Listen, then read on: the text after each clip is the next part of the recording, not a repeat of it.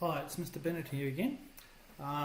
In today's video we're going to be looking at how you can invest money and with simple and compound interest, and I'm going to be looking at the effects of things like choosing a term deposit, effects of taxation, what is the effective interest rate on your investment, the effects of inflation on that investment, and then your annual percentage return on your investment. Alright, so they're all the things that we're going to be looking at in this video. So, just to give you a heads up, these are the sort of questions we're going to better sort of answer by the end of this video as we go through. So, and we're looking at those. I suggest you actually stop the video right now and have a read of those questions, but we're going to go through them one by one. So a term deposit is a place where you can put your money in the bank for an extended period of time. So if you have your everyday account, you're probably earning about 0.5% on your investment. But if you go into a term deposit, you can get a much greater return on that money. So the idea of the term deposit is you put it in for a fixed period of time. So you put it in for 6 months, a year, 12 months, 24 months. All right. So you can see, obviously, as we're doing this, depending on how many months you put it in for, and then also how much money you're putting in as to how much interest they're going to give you on your term deposit. Now, these are old figures. Obviously, with the money situation now, you're not going to get anywhere near these sort of values, but we'll just use this table for an example. So, first question, Tammy inherits $60,000 and decides to invest in a term deposit fixed for 2 years. So what option would you advise Tammy to invest? Right, so if we start looking at this table, well, she's investing it for 2 years, which is 24 months, and she's got $60,000, so it's there. So her interest that she'll actually get is 6.4%. Right? So the next thing we do, we've got 2 years, 6.4%. She's putting in $60,000 and she's getting annual interest rate of one payment per year. So that means that she will actually earn $67,925.76. So that means she's actually earned nearly $8,000 interest. Now, what's the effective after-tax return of Tammy at a marginal rate? Well, if she has to pay 48 cents in the dollar, she pays $3,843.99 worth of taxation. So we have to take that away from her profits, and so therefore her effective after-tax return is $4,081.77. Right? Now, a lot of people don't factor in the fact that taxation, you actually have to pay taxation on income. If you're earning interest, you have to pay taxation on the interest that you're earning. All right. Now, this next bit that I've done here, which is you don't actually have to do for this question, but you might need to do this in a future question, is her future value really is that much. That's her starting value.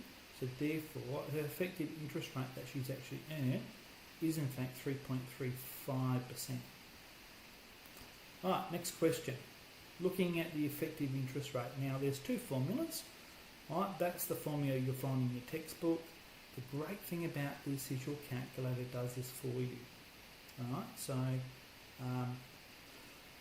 so we've got a little button on our calculator and I'll show you how to use that in a second.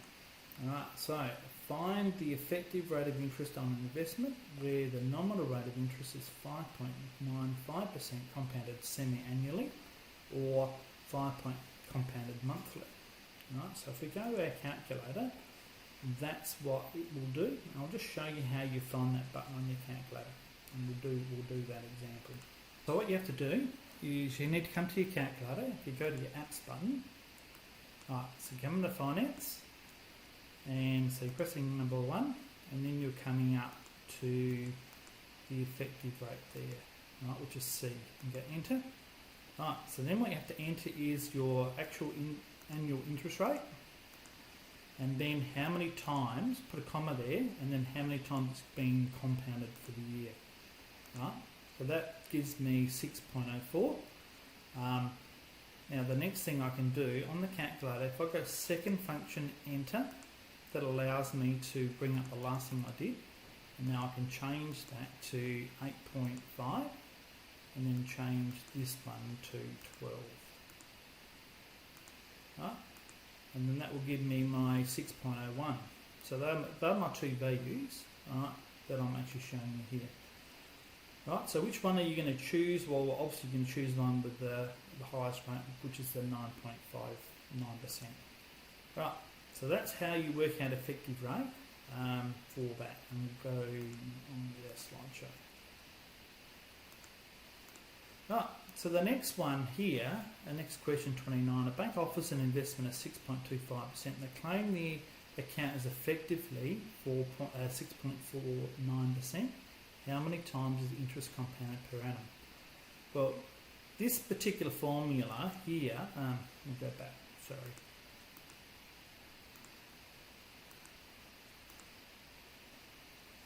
This particular formula here requires you to use logs, and I'm sure no one in your 12 hours wants to do logarithms. So what you have to do here is effectively do trial and error.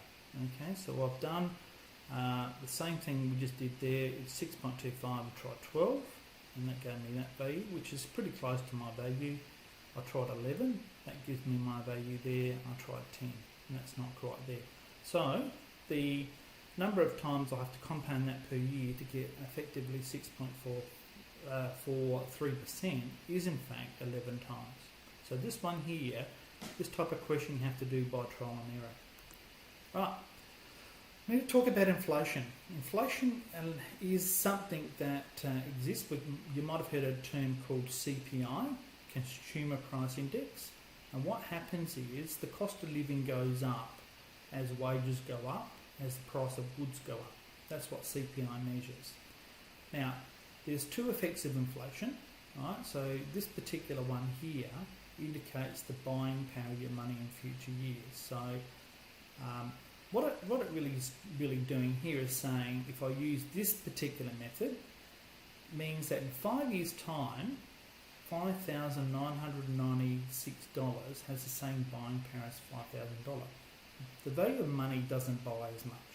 So in other words, to buy something that's worth $5,000, I need to actually spend nearly $6,000 to buy the same amount.